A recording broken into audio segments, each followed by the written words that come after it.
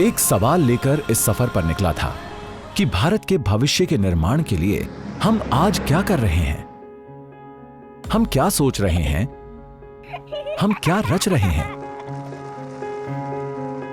कैसे उठते हर कदम में, जुड़ते हर हाथ में, नई उम्मीदों में और नई ऊंचाइयों में हमारे भारत का भविष्य संवर रहा है। गुलशन है जिनके दम से रश की जिला हमारा। सवाल है ही ऐसा, इसमें क्रांतिकारियों का रोमांच भी है और कुछ कर गुजरने का रोमांस भी। आखिर न्यू इंडिया की इस तस्वीर में आप कौन सा रंग भरना चाहते हैं?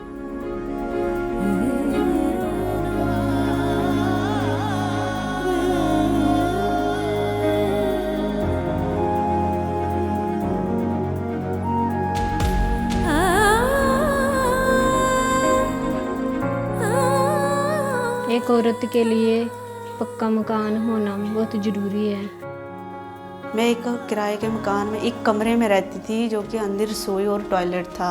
आज मैं सरकार का धन्यवाद करना चाहती हूँ, जिनकी मदद से आज मेरा अपना घर बना है।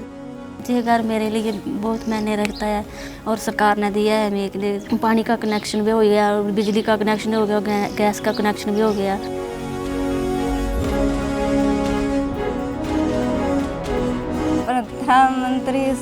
प्रधानमंत्री आवास योजना से मुझे घर मिला, गैस, टॉयलेट और पानी का कनेक्शन सब मिला। मैं बहुत खुश हूँ।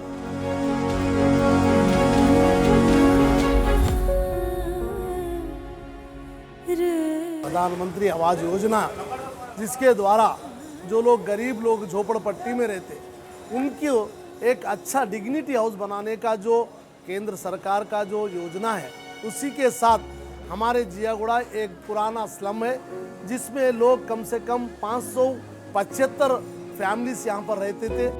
प्रधानमंत्री आवास योजना में हमको डबल बेडरूम मिला, 24 घंटे पानी मिला और लाइट मिली।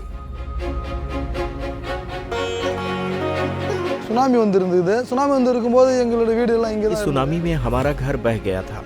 अब जाकर बचे हुए बेघर लोगों को प्रधानमंत्री आवास योजना से लोन मिला है, जिससे हमने अपना नया घर बनवाया है। हम बहुत खुश हैं।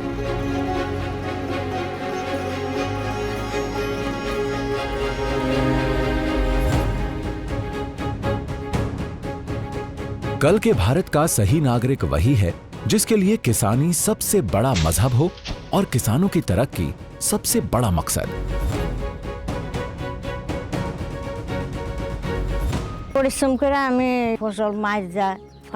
फसल उगाने में हमें बहुत मेहनत लगती है।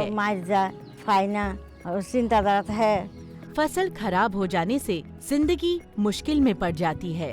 पिछले साल हमारी फसल खराब हो गई थी। सरकार ने 3 महीनों में हमारे नुकसान का पैसा दे दिया। पंचायत में हम लोग को बोला कि बताया था, आप प्रधानमंत्री योजना इंश्योरेंस आप करो, करने से आपका फसल कोई भी खराब हो जाना पर पैसा मिल सकता है। देख दुख के हम लोग को जो टेंशन था, वो टेंशन बीमा करने से हम लोग का दूर हो गया। प्रधानमंत्री बीमा आल्यानंतर प्रधानमंत्री फसल बीमा योजना आते ही हमारी फसल का अगर कुछ भी नुकसान होता है तो हमें तुरंत मुआवजा मिल जाता है। आधा एकड़ कपास और सोयाबीन की फसल के लिए बीमा करवाने के लिए हमने 256 रुपए भरा था। बरसात कम होने की वजह से फसलों को काफी नुकसान पहुंचा, लेकिन सरकार ने हमें 10,000 रुपए का मुआवजा दिया। 10,000 रुपए बैठ ले। सुझाए गए हैं पते नए रास्तों के, बिछाए गए हैं नए मील के पत्थर, दरवाजे पे मौके को खड़ा भी कर दिया गया है। कंधे पे नए सितारे दिखने लगे हैं, आंखों में नया सवेरा जगने लगा है।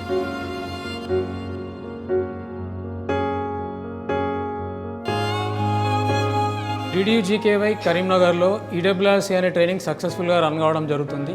DDU-GKY करीमनगर में हमारा ट्रेनिंग कार्यक्रम सफलतापूर्वक चल रहा है, जिसका मकसद है ग्रामीण युवा बेरोजगारों को प्रशिक्षित कर उन्हें रोजगार दिलाना। मुझे यहाँ काम करते 7 महीने हो गए। अब मैं अपनी फैमिली को आर्थिक मदद दे पा रही हूँ। मैं बहुत खुश हूँ।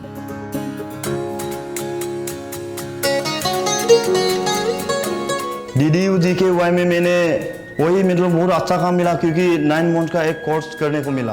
तो अभी मेरा एक ही लक्ष्य है कि जो 9 मंथ का कोर्स वो भी ऑटोमोबाइल का, अभी मेरा वो कोर्स मैंने कंप्लीट करना है और मेरा पापा का शूज़ मैंने पूरी करना है और जॉब करना है तो करना है।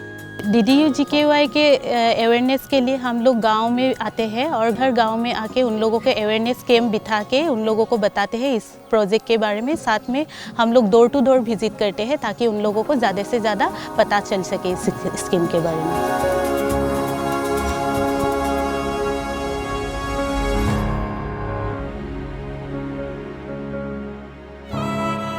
ये बात तो तय है कि डिजिटल इंडिया ही कल के भारत का सही प्रतिबिंब है।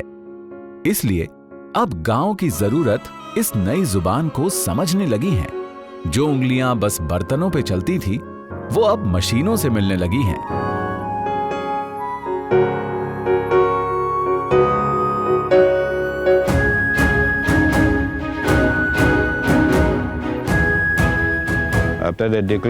मणिपुर की करांग आइलैंड को कैशलेस डिक्लेयर करने के बाद अब यहाँ टूरिस्ट का आना काफी बढ़ गया है और डिस्ट्रिक्ट की इकोनॉमी भी बढ़ रही है, क्योंकि सब डिजिटल पेमेंट यूज कर रहे हैं।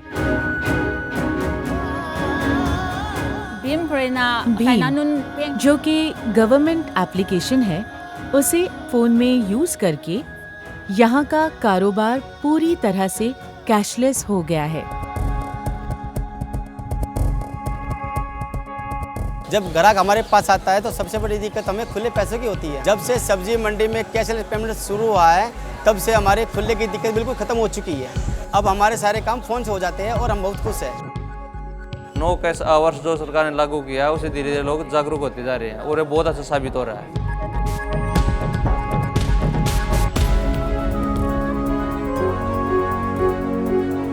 प्रमोशन ऑफ डिजिटल पेमेंट के लिए यूटी एडमिनिस्ट्रेशन और स्पेशली दमन एडमिनिस्ट्रेशन ने कुछ अवेयरनेस कैंपेन्स किए और बैंक के साथ मिलके जो फाइनेंशियल लिटरेसी कैंप्स होते हैं उसमें भी लोगों को, शॉपकीपर्स को, रिटेलर्स वगैरह को इकट्ठा करके उनको भी बताया कि कैसे डिजिटल पेमेंट किया जा सकता है।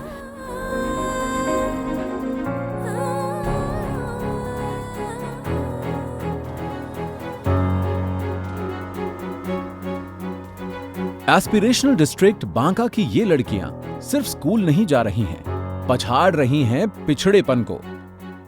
मेरा मोबाइल ऐप के जरिए बांका के बच्चे जब सवाल पूछते हैं, उन्हें दुनिया भर से जवाब मिलते हैं। कल तक हमारा विद्यालय बांका जिले का सबसे पिछड़ा विद्यालय था। पहले तो नहीं जाते थे क्योंकि अच्छा नहीं लगता था जाने में और पढ़ने में, क्योंकि टीचर्स नहीं थे।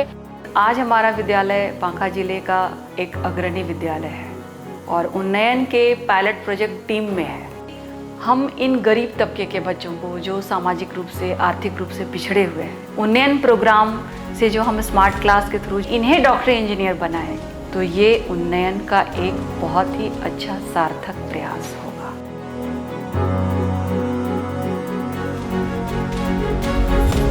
अगर आज का भारत बनाना है तो नीति और नीयत दोनों मजबूत करने होंगे। संस्थानों की स्थापना के उद्देश्य को सबल बनाना होगा। क्रियान्वयन की कठिनाइयों को लांघकर नई नई क्रांति को जन्म देना होगा।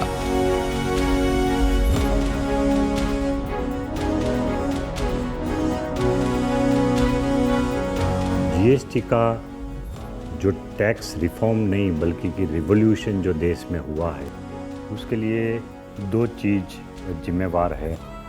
जो पॉलिटिकल कमिटमेंट इस रिफॉर्म के पीछे है वो है, जब राज्यों और केंद्र के अधिकारी मिलके किसी चीज़ को लागू करने की कोशिश करते हैं तो कितना सुंदर परिणाम मिलता है। मुझे गर्व है अपने उन अधिकारियों के ऊपर जिन्होंने रात दिन लगा के इस रिफॉर्म को समय से लागू करने में हमारी मदद की।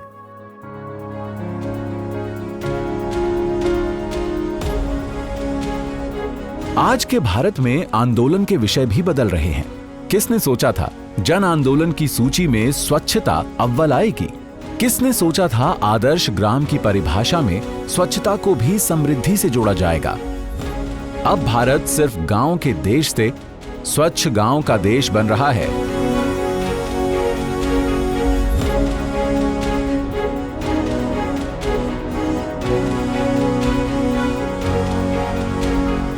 जितने सहज होते हैं, नीयत उतनी ही सुदृढ़ होती है।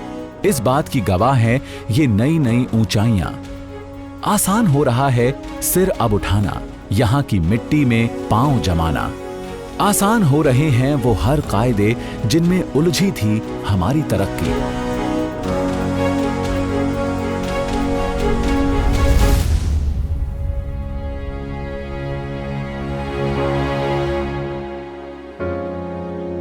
अगर हम देश को एक संपूर्णता में देखें, एक लिविंग एंटिटी की तरह देखें, तो आज जो पॉजिटिव एटीट्यूड हमारे देश में आया है वो पहले कभी नहीं था। देशवासियों का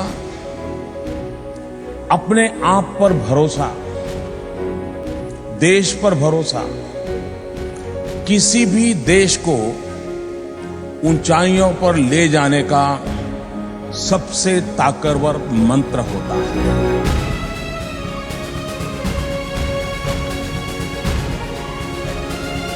ये मत सोचिए कि सिर्फ कुछ लोग मिलकर बदलाव नहीं ला सकते हैं, क्योंकि आज तक हर बदलाव की शुरुआत कुछ लोगों से ही हुई है। और सत्य के इसी उत्सव का नाम है सिविल सर्विसेज डे।